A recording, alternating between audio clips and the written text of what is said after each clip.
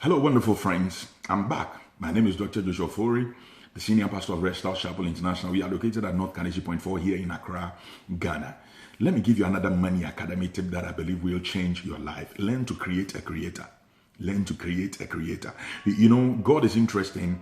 God stopped creation at a particular point. On the sixth day, the Bible says he made man, and when he was done with man, God stopped creation.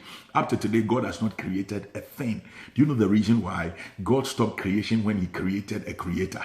You can only stop creation when you create a creator.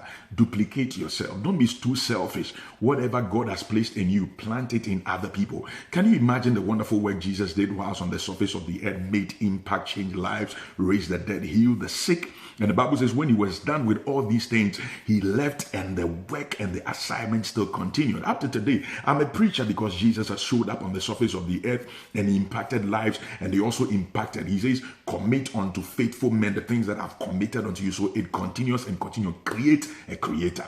When you are not there, something must keep going. When you are not around, the work must continue. Learn to create a creator. You are not successful until you have a successor.